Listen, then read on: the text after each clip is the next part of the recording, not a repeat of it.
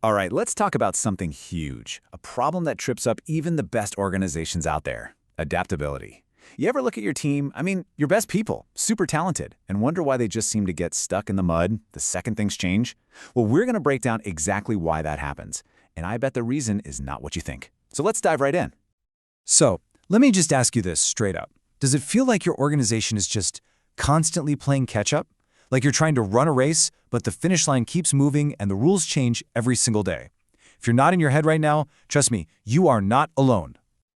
And here's the part that's so frustrating, right? You know you've got a brilliant team. These are smart, dedicated people. When everything's stable and predictable, they are absolutely crushing it. But then, bam, an unexpected curveball gets thrown their way, and things just falter. If that feels painfully familiar, I'm telling you, you're in good company. So it's really easy to start thinking, maybe it's the team. Do we have the right skills? But what if that's the wrong question entirely? What if the real problem isn't your people at all? And this is the big idea, the key takeaway. The real problem isn't your people. It's your outdated organizational design. See, most companies are built on a framework designed for a slow, predictable world. But that's not the world we live in anymore, is it? We live in a world of constant disruption. And when your design is wrong for the environment you're in, you start to see some very specific and honestly, very painful symptoms pop up. Okay, first up, symptom number 1, slow decision-making. You know the feeling. An idea comes up and it has to climb this endless ladder of approvals up and down the chain. By the time you finally get a yes or a no, the opportunity is long gone. That's not a people problem. That is a classic textbook sign of a design problem. And then there's this one, siloed departments. It's like every team is its own little island. Marketing has no idea what sales is really hearing from customers, and engineering is in its own world. All this valuable information gets trapped. And that kind of cross-team collaboration you need for real innovation, it just doesn't happen. Sound familiar? Now, this next one is so important, change fatigue. Because when your system isn't flexible, every little shift, every new challenge becomes a 5-alarm fire. And who's putting out those fires? Your best people. They're stuck in this constant firefighting mode, and it leads straight to burnout. You're not just losing steam, you are at risk of losing your absolute best talent because the system is grinding them down. And the last big symptom? A deep-seated fear of failure. Look, if your culture punishes people for trying something new that doesn't work out, you can kiss creativity goodbye. You're accidentally killing the very experimentation and risk-taking that you desperately need to innovate and get ahead. It's as simple as that. Okay, so that's the problem. It's frustrating, I know, and it's definitely holding you back. But here's the good news. There is a better way to build, a way to fundamentally rewire your organization's DNA to not just survive, but thrive. So what does this better way actually look like in practice? Well, we're going to look at a model called the AdaptX framework. Now, this isn't some quick fix or a Band-Aid solution. Think of it as a comprehensive, research-backed system for literally rewiring your organization's DNA to make adaptability a core strength. And it was not just pulled out of thin air. It was developed by pioneering organizational psychologist Dr. DeBruyn to help your organization thrive in uncertainty. Okay, so how does this thing actually work? Well, the whole framework is built on 5 core pillars, and the key is that they're all interconnected. Together, they create a complete system for making real, lasting change.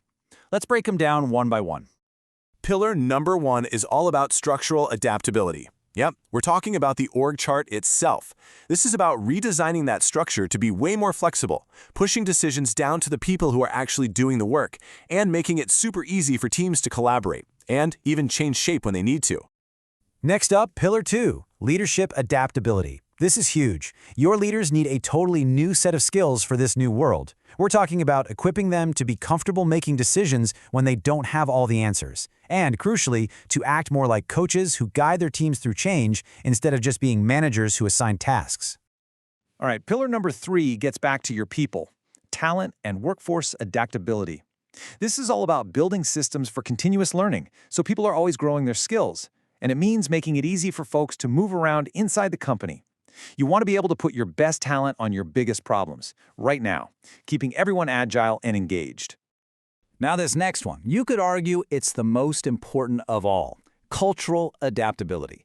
This is really the heart and soul of it. It's all about creating what we call psychological safety. That's a fancy way of saying you're building a culture where people feel safe enough to speak up, to challenge the way things are done, and to try new things without fear. That's where real innovation comes from. And finally, pillar number 5 brings it all into the here and now, AI and digital adaptability. This is about making sure you're leveraging technology as an enabler, not a roadblock. It's about using these incredible tools to become more flexible, faster, and more responsive, turning all that data you have into a genuine competitive advantage.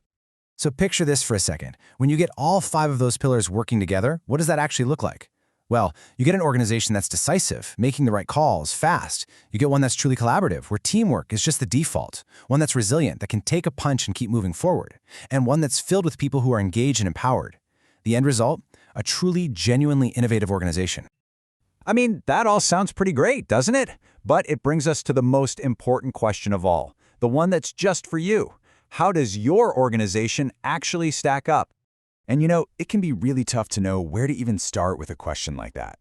You probably have a gut feeling that some things are working and others, not so much. But which pillars are strong? Which ones are maybe cracking a little bit? It's hard to tell. Well, what if I told you there's a super simple but really powerful first step you can take? It's called the AdaptX scorecard. It's a free tool, takes about 5 minutes, and it's designed to give you a quick, honest snapshot of where you really stand. It'll help you see exactly where those gaps are that might be holding your team back. You can take it right now, for free. Just head over to harmoniousworkplaces.com/AdaptX. Seriously, it's a fantastic way to stop just thinking about this stuff and start taking real action for your team.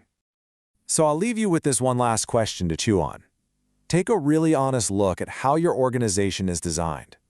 Is it a cage, trapping all that talent and potential you have inside? Or is it a launch pad designed to propel your people forward into the future? The answer to that question really changes everything.